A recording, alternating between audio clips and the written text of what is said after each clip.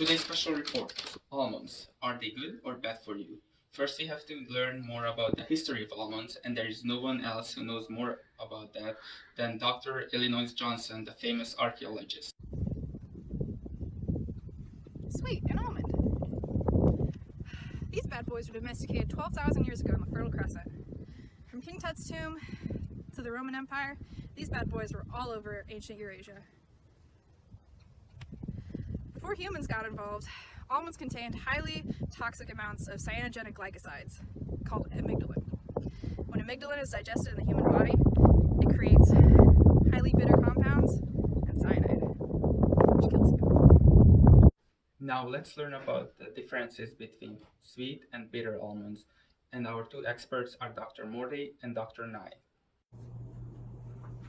Hey kids, it's Dr. Nye, and my associate, Dr. Morty. What's up, kids? So, today we're going to be talking about almonds, right?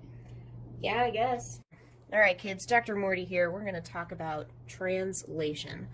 So, if you'd been paying attention in class, you would have realized that your DNA has already been transcribed into mRNA, which is then what this My Bathroom Sponge, or the ribosome, will translate into polypeptides. So, as it goes along here, it chomps, moves, and the polypeptide of those three codons are attached to the polypeptide chain. So that argon's attached. So what happens in the almond is that this codon, UUA, normally codes for leucine, attaching a leucine to that polypeptide chain. But a non-synonymous point mutation, meaning that one of the bases, just one, changes to UUU, which then codes for phenylalanine instead of leucine. Now wait a minute, Dr. Morty.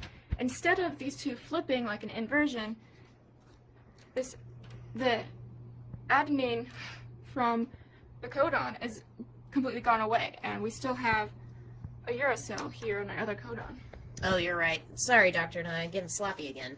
Now that we have talked about how mRNA is translated into proteins, amino acids and proteins, let's see how these proteins interact. So these are two monomers of the same protein that came from that point mutation. So in the bitter almonds, these two monomers formed before the non-synonymous point mutation. They have phenylalanine and they have leucine, and so these two monomers can come together and form one dimer, and this is their secondary protein structure. So they'll twist together.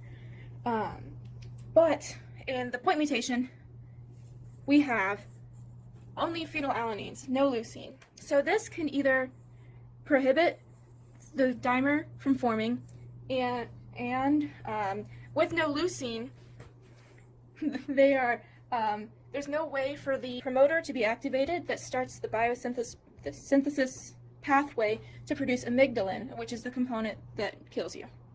So now let's learn about how almonds are produced, and there is no one else who knows more about this than Almond Joy and Blue.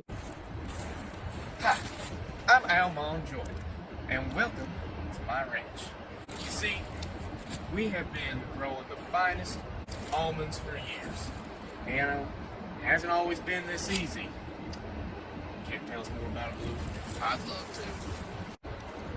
You see, the earliest recording of almond cultivation was from a text dating back from the 4th century. This text gave instructions on how you can suppress amygdalin production in your almond tree.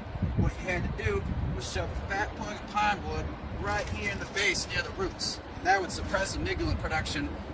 We don't need to be using all this pine cone plugging into the tree stuff anymore, because now we've been using selective breeding for years, causing all amygdalin to be almost gone from all of the sweet, sweet almond stuff. Now this is almond you want to take home with you, but just to give you a little bit of a sneak peek of what a bitter almond looks like. See, can't even tell the difference. Thanks for coming out to our ranch today.